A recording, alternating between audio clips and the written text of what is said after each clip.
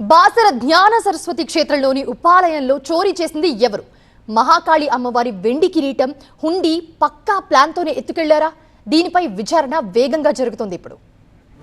ఇక ఇవాళ తెల్లవారుజామున మహాకాళి ఆలయంలో అభిషేకం చేసేందుకు వచ్చిన అర్చకులు చోరీ జరిగినట్టు గుర్తించారు.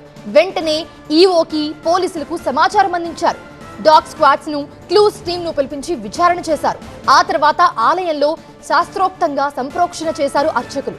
అమ్మవారికి మరో కిరీటం అలంకరించి తర్వాత భక్తుల దర్శనాలకు అనుమతించారు. రాత్రి దొంగలెత్తికెళ్లిన వెండి కిరీటం బరువు 1 కేజీ 200 గ్రాములుంటుందని ఈవో చెప్తూ ఉన్నారు. అంటే 1200 గ్రాముల వెండి కిరీటాన్ని దొంగలు ఎత్తుకెళ్లిపోయారు.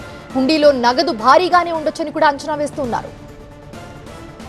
మహాకాళి ఆలయంలో చోరీకొచ్చిన దొంగలు అమ్మవారి బంగారు ముక్కు పుడక, పుస్తెలు మాత్రం ముట్టుకోలేదు. హుండీ మొత్తం ఖాళీ చేసి ఒక 15 రూపాయలు మాత్రమే అందులో వదిలేశారు. ప్రతిరోజు ఆలయం ప్రధాన గేటు సహా అన్ని అర్ధరాత్రి కల్లా క్లోజ్ చేసేస్తారు. అయితే తెల్లవారుజామున పూజారులు అభిషేకం చేసేందుకు వచ్చినప్పుడు తెరుస్తారు. ఈ గ్యాప్ లో చోరీకి ప్లాన్ చేశారు దొంగలు. ఉత్తర ద్వారం వైపు నుంచి మొదటి అంతస్తులోకి వెళ్లి అక్కడ ఉపాలయంలో ఉన్న మహాకాళి అమ్మవారి వెండి కిరీటాన్ని హుండీని ఎత్తుకెళ్లిపోయారు. వేదవ్యాస గుట్టల నుంచి బస్టాండ్ వైపు దొంగలు పారిపోయినట్టు గుర్తించారు. డాగ్ స్క్వాడ్స్ బాసర ఊరి వైపు వెళ్లడంతో ఆ ప్రాంతంలో అందుబాటులో ఉన్న సీసీ కెమెరాలన్నీ పరిశీలిస్తున్నారు. బస్టాండ్, రైల్వే స్టేషన్ పరిసరాల్లో కూడా సీసీ ఫుటేజ్ కూడా చెక్ చేస్తున్నారు పోలీసులు.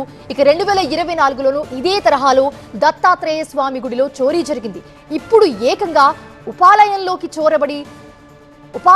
చొరబడి దొంగలు అమ్మవారి కిరీటం చోరీ చేయడం సంచలనంగా మారింది.